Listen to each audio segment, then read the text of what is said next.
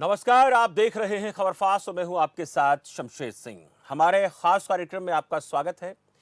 चीन के नापाक मंसूबों से निपटने के लिए भारत की मोर्चाबंदी से चीन में बौखलाहट है। 59 चीनी ऐप को बैन करने के बाद भारत ने चीन की कमर तोड़ने के लिए एक और अहम कदम उठाया। केंद्रीय मंत्री नितिन गडकरी ने कहा कि अब भारत सभी हाईवे प्रोजेक्ट्स में चीनी कंपनियों को बैन करने की तैयारी कर रहा है। चीनी कंपनियों को संयुक्त उद्यम पार्टनर यानी ज्वाइंट वेंचर के रूप में भी काम नहीं करने दिया जाएगा। यानी बॉर्डर पर नाकाबंदी के साथ साथ भारत ने आर्थिक मोर्चाबंदी भी शुरू कर दी है।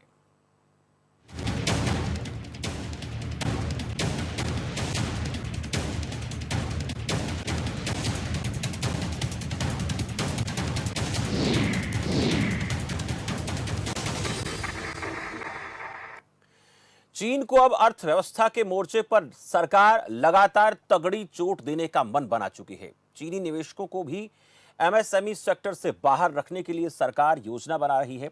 नितिन गडकरी ने कहा कि फिलहाल देश के कुछ इंफ्रास्ट्रक्चर प्रोजेक्ट्स में चीनी कंपनियां साझेदार के रूप में काम कर रही हैं। नया निर्णय मौजूदा कंपनियों और भविष्य की सभी प्रोजेक्ट्स के लिए लागू होगा। वहीं दूसरी तरफ तिब्बत क्षेत्र में चीन की तरफ से 2 टुकड़ियां तैनात होती हैं, लेकिन फिलहाल भारतीय चौकियों से 2000 किलोमीटर की दूरी पर 2 और डिवीजन की तैनाती चीन की तरफ से बढ़ाई गई। तो भारतीय सेना की तरफ से सीमा के करीब तैनात किए गए चीनी सैनिकों की आवाजाही पर कड़ी नजर रखी जा रही है। और सूत्रों ने यह भी बताया है कि एक ओर जहां भारत चीन स्थिति को नियंत्रण में लाने के लिए कूटनीतिक और सैन्य स्तर पर बातचीत हो रही है, तो दूसरी ओर चीन ने सैनिकों और साजो सामान की तैनाती में कोई कमी नहीं की है। वहां भारतीय पक्ष ने भी पूर्वी लद्दाख क्षेत्र के आसपास कम से कम 2 और डिवीजनों को बढ़ा दिया है। यानी कि चीन की बौखलाहट साफ है। उस पर लगाए जाने वाले प्रतिबंधों से चीन को एहसास हो गया है कि भारत किसी भी मोर्चे पर समय आने पर जवाब देना जानता है। जाहिर है कि आर्थिक मोर्चे पर हो रहे नुकसान का बदला लेने की कोशिश भी चीन करेगा और चीन की तरफ से भी कुछ प्रतिबंध लगाए जा सकते हैं। ऐसे में बड़ा सवाल यह कि हमें किस तरह की तैयारियां करने की जरूरत है और देश की जनता को किस तरह की दिक्कतें आने वाले वक्त में उठानी पड़ सकती हैं, क्योंकि जो आर्थिक प्रतिबंध भारत की तरफ से लगाए जा रहे हैं उसी प्रकार की कोशिश चीन की तरफ से होना लाजमी है। लेकिन अब बड़ा सवाल यह है कि इन सब चीजों को लेकर भारत कितना तत्पर है, कितनी तैयारी के साथ काम कर रहा है और बॉर्डर पर जो इस वक्त तनाव बना हुआ है उस तनाव के दौरान भारत को कितना सतर्क रहने की जरूरत है। क्योंकि एक तरफ तो बातचीत होती है, लेकिन दूसरी तरफ बातचीत के साथ साथ चीन की तरफ से बॉर्डर से 2 किलोमीटर की दूरी के ऊपर जो सैन्य टुकड़ियां हैं उनकी संख्या को बढ़ाया जा रहा है। जो फैसला लिया गया है वो आपको बता दें, केंद्रीय सड़क परिवहन मंत्रालय की तरफ से यह कहा गया है कि पटना में गांधी सेतु पर बनने वाले पुल का टेंडर रद्द कर दिया गया है। यह बड़ा फैसला है। इसके अलावा इसका टेंडर एक चीनी कंपनी को बता दे दिया गया था, जिसको रद्द करने का फैसला लिया गया है। मंत्रालय के मुताबिक इस टेंडर में भारतीय कंपनी भी शामिल थी। जॉइंट वेंचर यह था जिसे कहा गया कि वो चीनी भागीदार को हटा लें, यानी जो उनका जॉइंट वेंचर है उसको हटाने की बात कही गई है, लेकिन उन्होंने ऐसा करने से मना कर दिया, जिसके परिणाम स्वरूप टेंडर को रद्द कर दिया गया है। इस पुल को बनाने की लागत 2927 करोड़ रुपए है। चाइना हार्बर इंजीनियरिंग कंपनी की बात करें, Shaanxi road bridge group joint venture को जिम्मा इसका सौंपा गया था।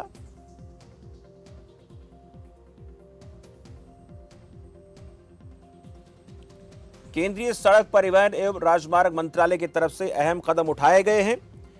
तो ऐसे में अब देखना यह होगा कि जो कदम भारत उठा रहा है उसकी प्रतिक्रिया स्वरूप चीन की तरफ से भी कोशिशें होंगी, लेकिन उन कोशिशों के बाद जो फर्क पड़ने वाला है भारतीय कंपनियों को, उसको लेकर तैयारी क्या है और इसी तरह से प्रतिबंध लगातार जारी रहते हैं तो फिर उसको लेकर हम किस तरह से तैयार अपने आप को कर रहे हैं, इन्हीं बातों को लेकर आज चर्चा करने वाले हैं। बॉर्डर पर जो तनातनी है उस बॉर्डर पर तनातनी को लेकर भी बात करेंगे कि जो चीन की तरफ से लगातार साजो सामान सैनिकों की बढ़ोतरी की जा रही है उसको लेकर भारत कितनी तत्परता के साथ बारीकी से पूरी तरह से नजर बनाए हुए हैं।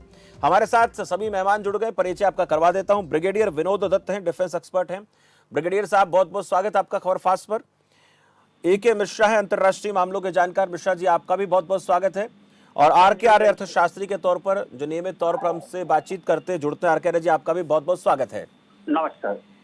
सबसे पहले ए.के. मिश्रा जी, आपसे जानेंगे कि जो इस वक्त माहौल चल रहा है, एक तरफ तो अंतर्राष्ट्रीय स्तर पर भारत कूटनीतिक तौर पर दूसरे देशों के साथ बातचीत को बेहतर करने की कोशिश कर रहा है, जहां जहां भी चीन को चुनौती लगती है उन देशों के साथ। दूसरा ये कि भारत ने अब जो हमारे हाईवेज हैं उनके प्रोजेक्ट्स जो भी हैं उनके ऊपर भी अब चीनी कंपनियों का उसमें जो भागीदारी है या फिर जो टेंडर है रद्द करने की बात कही जा रही है।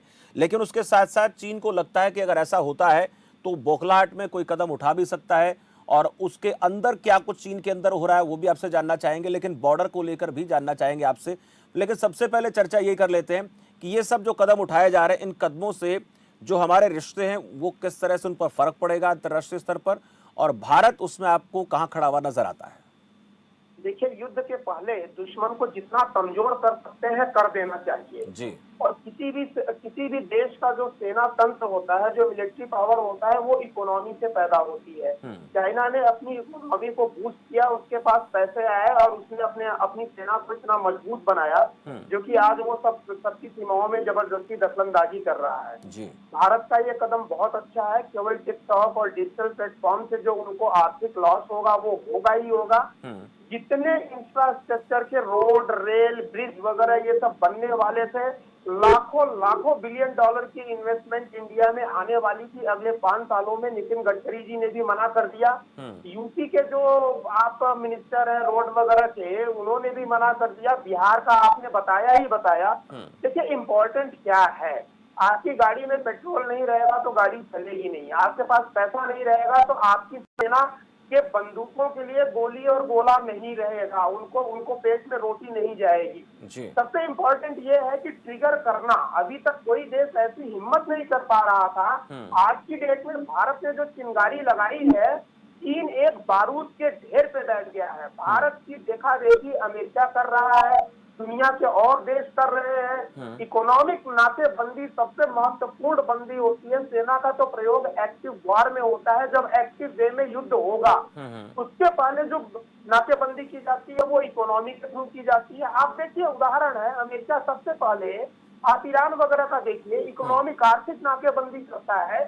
सेम यही कंडीशन रसिया में हुआ, वो भी मार्क्सवादी कम्युनिस्ट टाइप के वो वहां पे भी सरकारें थी और वो 10-15 हिस्सों में टूट गया बिना एक गोली चलाए हुए। धीरे धीरे इकोनॉमी कमजोर होती चली गई। तो मैं बोलूंगा कि इकोनॉमिक रूप में अगर देखा जाए तो भारत सरकार का ये बहुत अच्छा पहल है। इसको मैनेज कैसे किया जाए और चाइना क्या कर सकता है। चाइना करने को मैक्सिमम ये कर सकता है अपने एक्सपोर्ट को बैन करे, लेकिन वो नहीं कर सकता है बैन, क्योंकि उसकी आर्थिक मजबूरी है। WTO वगैरह के सेंक्शन में क्या बोल सके, वो बैन करेगा। अगर भारत को बैन करेगा तो दूसरे देश भी उससे माल लेना बंद कर सकते हैं। चाइना अगर माल नहीं बेचेगा, और भारत के साथ इसलिए भी मजबूरी है, पूरा यूरोपियन यूनियन का जितना व्यापार होता है उतना अकेले भारत के साथ होता है और एकदम पड़ोस में है, जहाँ पे लॉजिस्टिक वगैरह के खर्चे बहुत कम आते हैं। तो चाइना तो चाह करके भी भारत को बैन नहीं कर पाएगा। इससे जो दिक्कतें आएगी उसके लिए सरकार ने बड़े विजनरी प्रयोग जो है बहुत पहले शुरू कर दिए थे। मेक इन इंडिया 4-5 साल पहले शुरू हुआ था। वोकल फॉर लोकल का कॉन्सेप्ट है। एंटरप्रेन्योरशिप को हम लोगों को बढ़ावा देना है। थोड़े दिन तक दिक्कत आएगी, लेकिन ये बहुत खुशहाली ले आएगी। आप देखिए, चाइना के सस्ते माल यहाँ पे जो आ गए थे, हमारे यहाँ लोकल कारीगरों से रोजगार छिन गए थे, लोग घर पे बैठ गए थे, तो हमारी इकोनॉमी फिर से बूस्ट होगी, हम मजबूत होंगे। यानी हम कह सकते हैं कि आर्थिक मोर्चे पर जो नाकाबंदी इस वक्त हम कर रहे हैं उसमें कहीं ना कहीं भारत सफल होता हुआ नजर आ रहा है, ये आपका मानना है। मैं आर.के. आर्य जी, जो हम कोशिश कर रहे हैं, हमारी तरफ से जो कदम उठाए जा रहे हैं, उस तरह के कदम क्या चीन की तरफ से भी उठाए जा सकते हैं? क्योंकि चीन भी ये चाहेगा कि भारत जिस तरह से उनको आर्थिक झटके दे रहा है उसकी तरफ से भी कोशिश होगी, लेकिन उसमें भारत का नुकसान कितना हो सकता है? क्योंकि चीन से जितना आयात हम करते हैं उसके मुकाबले हमारा एक हिस्सा वो 4 हिस्सा करता है, तो नुकसान ज्यादा चीन को होता है। लेकिन भारत की अगर बात करें तो इससे भारत को क्या नुकसान हो सकता है और इससे उभरने के लिए हमें क्या करना पड़ेगा? भारत इंपोर्ट करता है 15% और एक्सपोर्ट करता है 5% जी चाइना को। और चाइना टोटल अपने इंपोर्ट का केवल 1% इंपोर्ट करता है इंडिया से पूरे पूरे कंट्रीज के साथ और 3% एक्सपोर्ट करता है ओवरऑल। तो वो तो है इनसिग्निफिकेंट अमाउंट, उससे कुछ फर्क नहीं पड़ेगा। सबसे ज्यादा फर्क पड़ेगा इंडिया के कंज्यूमर्स को और प्रोड्यूसर्स को भी। ये जो ट्रेड रिलेशंस है ये हवा में नहीं खड़े रहते हैं, ये कॉम्पिटिटिव एडवांटेज पर खड़े रहते हैं। जिस कंट्री की कॉस्ट कॉम्पिटिटिव होगी, एफिशिएंट होगी, वो एक्सपोर्ट करेगी और अगर उस प्रोडक्ट में एफिशिएंट नहीं होगी तो इंपोर्ट करेगी। तो इसलिए पिछले 25 साल के अंदर चाइना की जो सप्लाई चेन है वो ऑल ओवर द वर्ल्ड लगभग 55% है। आप समझिए कि 55% प्रोडक्ट्स रॉ मटेरियल कह लीजिए या इंटरमीडिएट गुड्स कह लीजिए या फिनिश गुड्स कह लीजिए, तो टोटल इंपोर्ट का 55% लोग चाइना पे डिपेंड करते हैं। तो इंडिया के जो कंज्यूमर्स है जो वैरायटी ऑफ प्रोडक्ट्स लेते हैं, जैसे एसी बैन किया, एसी अगर मान लीजिए उसी टाइप का लेते हैं जो चाइना से आता है वो 28,000 का पड़ता है। तो जो मिडिल इनकम ग्रुप या रिच इनकम ग्रुप है वो तो खरीद सकते हैं, परंतु चाइना से सीधा 19,000 का आता है। तो वो प्रोडक्ट जो है जो नीचे तबके के लोग हैं वो एसी यूज कर सकते हैं। इसी तरह से इंटरमीडिएट गुड्स लीजिए, इंटरमीडिएट गुड्स की सप्लाई चेन वहां से है, मशीन भी आती है, तो यहाँ पे फिनिश होने के बाद एक्सपोर्ट होता है, नाइजीरिया में या दूसरी कंट्रीज के अंदर एक्सपोर्ट होता है। तो जब इंटरमीडिएट गुड्स नहीं आएंगे तो नुकसान इंडिया का होगा। इसी तरह से जो इन्वेस्टमेंट के रिलेशंस है, इन्वेस्टमेंट जो फॉरेन डायरेक्ट इन्वेस्टमेंट है जो इंफ्रास्ट्रक्चर में है या बड़ी कंपनीज में है, तो वो टेक्नोलॉजिकली साउंड कंपनी चाहिए। जैसे आप सेंट्रो की गाड़ी, हुंडई की गाड़ियां यूज किए जा रहे हो, वो कोरियन है, तो चाइनीज तो ऑटोमोबाइल में नहीं है। चाइनीज क्या है, टेलीकॉम इक्विपमेंट में है। टेलीकॉम इक्विपमेंट अभी जब बीएसएनएल का प्रोजेक्ट चल रहा था तो कल उसको रद्द किया है। 9,000 करोड़ का शेयर था उसमें चाइना का, तो वो डिले हो जाएगा। तो आपका जो इंटरनेट का ऑब्जेक्टिव है वो थोड़ा स्लो डाउन हो जाएगा। तो इसको कॉम्पिटिटिव इकोनॉमी को क्रिएट करने के लिए आपको फिर से इंफ्रास्ट्रक्चर डेवलप करना होगा, लेबर की क्वालिटी इंप्रूव करनी पड़ेगी। तो ये सारा करने के लिए लगभग आपको 6-7 साल का टाइम चाहिए, परंतु रिलेशंस बने बनाए के साथ ही आप कर सकते थे। डिफेंस एक्सपर्ट आपके ये कह रहे थे कि बी फिटिंग रिप्लाई दिया है, ये सबको नजर आ रहा है, हर इंडियन को नजर आ रहा है कि 20 सोल्जर्स का शहीद हो गए हैं। कई तो बुच्चर कह रहे थे, मैं वो नहीं कह रहा हूँ, शहीद हो गए हैं। और जितना हमारे अंदर तीर लगा है वो सबको लगा है, पर सवाल ये है कि वो हुआ है परंतु इकोनॉमिक रिलेशंस उसके साथ खत्म करने पर डेफिनेटली इकोनॉमी को जर्क लगेगा बहुत ज्यादा, क्योंकि लगभग 15% इंपोर्ट वहां से आता है, आपका टोटल का 15% और केवल 5% करते हैं। तो करंट अकाउंट डेफिसिट किसी कंट्री का ये नहीं इंडिकेट करता कि आप वीक कंट्री हैं इसीलिए आपका करंट अकाउंट डेफिसिट है और आपका यूएस, यूके और नीदरलैंड के साथ सरप्लस है। तो आप क्या महान कंट्री थोड़ी बन गए हैं, आप यूके यूएसए जैसे थोड़ी हो रहे हैं, आपका उनके साथ सरप्लस है। तो सरप्लस और डेफिसिट इसलिए होता है कि कहीं पर कॉम्पिटिटिव एडवांटेज आप है, कहीं पर दूसरी कंट्री है, कहीं पर तीसरी है, कहीं पर, तो ये है। अभी तो डब्ल्यूटीओ के काम फंक्शनिंग बंद है, परंतु डब्ल्यूटीओ इसको स्ट्रेट अवे ऑब्जेक्ट करेगा। जब वो ऑब्जेक्ट करेंगे, जो इन्वेस्टमेंट आपने रिप्लेस की है वो रिस्की इन्वेस्टमेंट मानी जाएगी, क्योंकि जो ठेके आप कैंसिल करते हैं नई कंट्री वाले जब आएंगे वो उसको रिस्की मानेंगे कि कल को ये हमारे भी रिलेशन खत्म कर सकते हैं। देखिए, मैं बिल्कुल इकोनॉमिक पॉइंट ऑफ व्यू से कह रहा हूं और ये डिफेंस एक्सपर्ट अपना अपना कहेंगे। आपने मुझे अर्थशास्त्री के नाम पे बिठाया, इसीलिए मैं बात कर रहा हूं। मैं और कुछ बात नहीं कर रहा हूं। मुझे 20 लोगों की जो शहादत हुई है उसका दुख किसी भी अन्य भारतीय से सबसे ज्यादा मुझे हुआ है, परंतु जो इकोनॉमिक रिलेशंस है, माफ करना, वो डिफेंस रिलेशंस पर डिपेंड नहीं करते। क्या सुदामा को, ये इराक के प्रेसिडेंट को मारने के बाद ऑयल गया नहीं है यूनाइटेड स्टेट्स में, अभी प्रोड्यूस करनी शुरू की है शेल गैस। बिल्कुल आर के आर्य जी, आपका ये कहना है कि जो इकोनॉमिक रिलेशन जो है वो हमेशा बने रहने चाहिए, क्योंकि उस पे एम्प्लॉयमेंट और ट्रेड डिपेंड करता है। ठीक है, फॉरेन एक्सचेंज आऊंगा आर के आर्य जी आपके पास भी। ब्रिगेडियर विनोद दत्त जी के पास जाएंगे। ब्रिगेडियर विनोद दत्त जी, देखिए, एक तरफ तो हम कहते हैं कि हमें बहुत से ऐसे प्रतिबंध लगा रहे हैं, बातें होती हैं, और आर के आर्य जी का ये मानना है कि अगर ऐसा हम करते हैं तो हमारे देश में ही परिस्थितियां खराब हो सकती हैं। लेकिन जिस तरह से चाइना की बात करें, उन्होंने अपने बॉर्डर के ऊपर सैनिकों की संख्या बढ़ा दी है, भारत भी पूरे तरीके से उनको जवाब देने के लिए तत्पर है।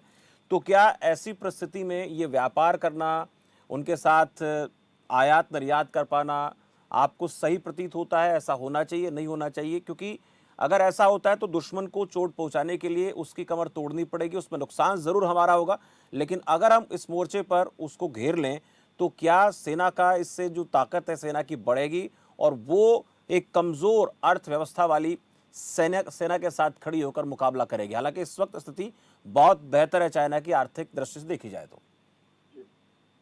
देखिए, मैं बिल्कुल सहमत हूँ जो अभी आर के आर्य जी, हमारे जो आर्य साहब ने जो बताया। देखिए, जो इकोनॉमिक पॉलिसी है वो डिक्टेट करती है, या जो आपकी इकोनॉमिक हेल्थ है वो आपकी डिक्टेट करती है कि आपका क्या मॉडर्नाइजेशन प्लान होना चाहिए सेनाओं के लिए। अगर आप चीन का इतिहास देखें तो शी जिनपिंग नवंबर 2012 में कुर्सी पे बैठे। उसके बाद उन्होंने आते ही जो उनकी जो सबसे बड़े जो अधिकारी हैं सेना के, जो उनके एडवाइजर हैं, उनको बुलाया और उन्होंने ये कहा कि भाई मुझे अगले 3 वर्षों में मुझे एक ऐसा रोड मैप या ऐसा ब्लूप्रिंट चाहिए पीएलए के लिए या चीनी फौज के लिए कि हम 2030 तक एक बहुत बड़ी शक्ति उभर के आए।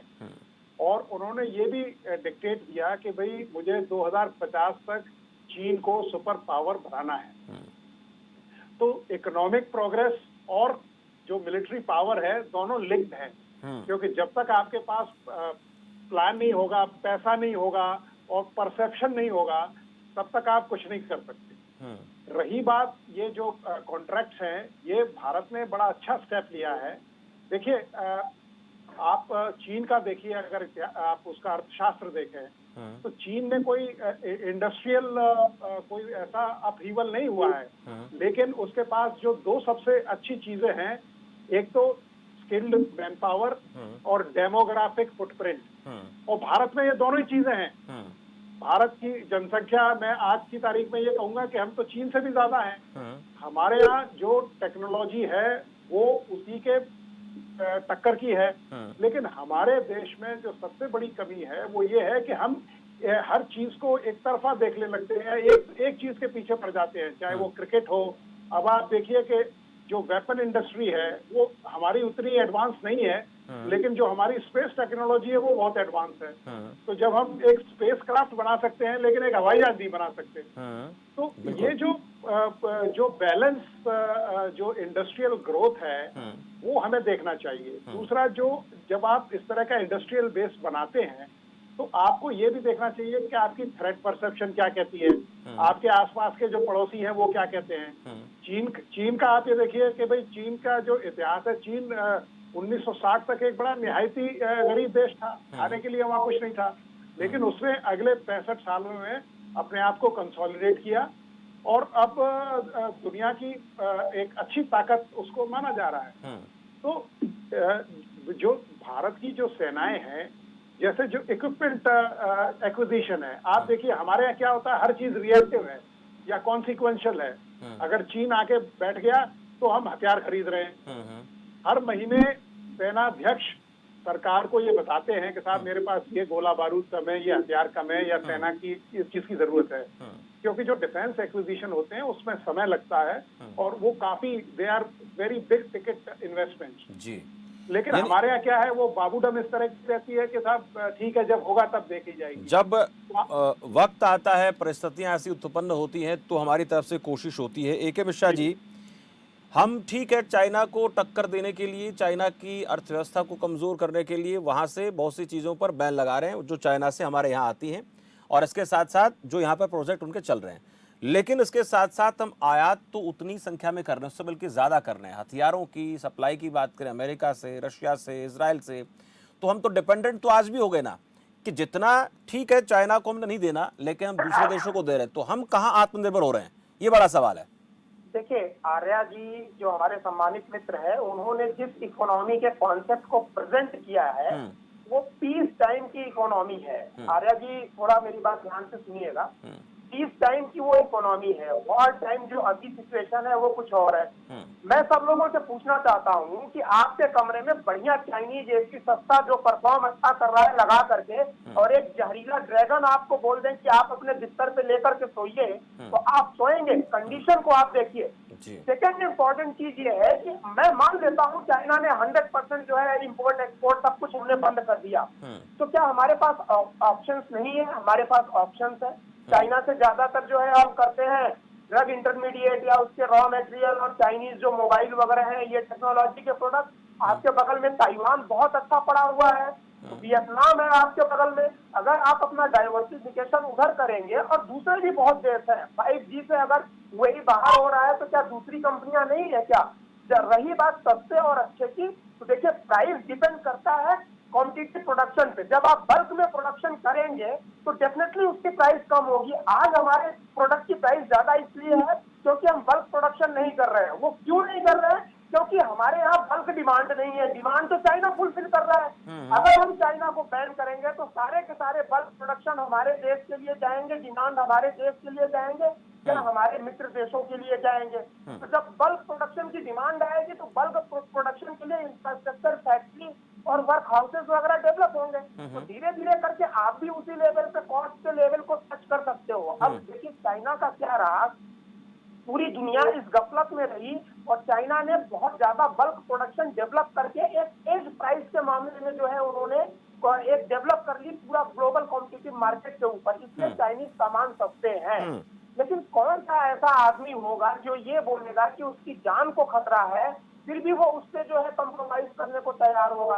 तो आप वार टाइम इकोनॉमी की बात करिए, जो सिचुएशन ठीक है। लेकिन एक और एक मिश्रा जी, एक चीज और इसमें कि हम आत्मनिर्भरता की बात कर रहे हैं। आपने कहा ठीक है कि उसके लिए हमें तैयार होने में अपनी जो भी दिक्कतें हैं उनको फेस करना पड़ेगा, महंगी चीजें खरीदनी पड़ेंगी, लेकिन जो कंसेप्ट आत्मनिर्भरता का है उसमें हम कहाँ खड़े हैं? हम अमेरिका से, हम रशिया से चीजें लेकर आए, उस चीज पर हमें बहुत ज्यादा फोकस करना पड़ेगा। हाँ, अगर हम आत्मनिर्भरता की बात करें तो आत्मनिर्भरता स्पेशली इंडस्ट्रियल या इकोनॉमिक आत्मनिर्भरता लाने के लिए जितने बेसिक फैक्टर होने चाहिए वो सब हमारे पास है। अपने आप में बहुत बड़ी मार्केट हमें, बहुत बड़ा लेबर हमारे पास है, चाइना के इक्विवेलेंट और चाइना से ज्यादा स्किल्ड लेबर और प्रोफेशनल्स हमारे पास है। स्पेशली अगर प्रोफेशनल्स की हम बात करें, हमारे देश के नौजवान दुनिया की दिग्गज कंपनियों के सीईओ हैं। सवाल ये है कि इन सब ये सारे रिसोर्सेज माने जाते हैं। मैनेजमेंट और इकोनॉमी में 5 रिसोर्सेज होते हैं जिनको 5M बोला जाता है। हमने उनको इंटीग्रेट करके, सिंक करके कभी हमने यूज नहीं किया। वार पीरियड में अगर ये सबक हमारे देश को मिलता है और इसी बहाने हम अपने सारे 5M, सारे बेसिक रिसोर्सेज को इंटीग्रेट करके अगर हम कदम बढ़ाते हैं तो कहीं ना कहीं हम आत्मनिर्भरता की तरफ बढ़ेंगे और बहुत जल्दी उस टारगेट को अचीव करेंगे। ये सफलता हासिल हो सकती है, और उसके लिए हमें तैयारी जो है वो बेहतर तरीके से करनी पड़ेगी। मैनेजमेंट बेहतर होनी चाहिए, जो पहले कभी नजर नहीं आई, लेकिन अब उसके ऊपर काम होना बहुत जरूरी है। शुक्रिया आप सभी का। ब्रिगेडियर विनोद दत्त जी आपका बहुत बहुत आभार, ए.के. मिश्रा जी आपका बहुत बहुत शुक्रिया, और आर.के. आर्य जी आपका भी बहुत बहुत शुक्रिया। देखिए, चीन के साथ जो हमारे रिश्ते हैं वो मधुरता की बात जहां तक आती है वो पहले से ही नहीं रहे हैं। लेकिन हमने जो ध्यान नहीं दिया वो महत्वपूर्ण बात ये रही कि हमने अपने देश के अंदर ही ऐसा इंफ्रास्ट्रक्चर डेवलप नहीं किया जैसा चीन ने पिछले 20-30 सालों में कर लिया। और वो दुनिया के सामने इस तरीके से आकर पेश हुआ कि उसने बहुत सी चीज़ें ऐसी बनाई, बल्क में निर्माण कार्य किया, बल्क में चीज़ें तैयार की और दुनिया की मार्केट पे छा गया। अब दुनिया की मार्केट पे छाने के लिए जो चीज़ें चाहिए, भारत में भौगोलिक वातावरण वैसा भारत में है, मैन पावर उसी तरीके की भारत में है और काम करने की जो शैली है, जो काम करने की गुणवत्ता है, ऐसे क्वालिफाइड ऐसे लोग हिंदुस्तान में हैं। तो हमें इस पर काम करना पड़ेगा।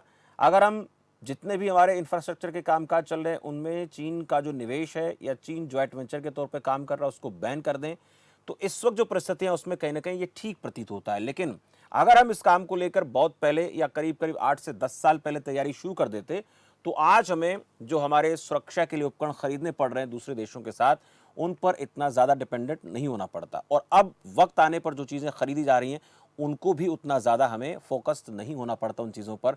लेकिन फिर भी चीन को टक्कर देने के लिए यह सब ज़रूरी है और जितना बेहतर तरीके से उसको मैनेज कर पाएंगे उतना आने वाले कुछ सालों में देश के लिए बेहतर होगा। क्योंकि हिंदुस्तान में जैसी परिस्थितियां चाइना में हैं वैसी परिस्थितियां यहाँ पर भी हैं, पर ज़रूरी है कि उनको सही दिशा में और सही तरीके से इस्तेमाल किया जाए। नहीं तो फिर हमें इसी तरह से आत्मनिर्भरता के लिए सिर्फ एक ख्वाब देखना पड़ेगा, बाकी जो आयात हम कर रहे हैं, जो चीज़ें खरीद रहे हैं, इसी तरीके से होती रहेंगी। लेकिन फिर भी ज़रूरी है इसके ऊपर सोचा जाए, गंभीरता से विचार किया जाए, तो आने वाले एक दशक के दौरान भारत की स्थिति बहुत बेहतर हो सकती है।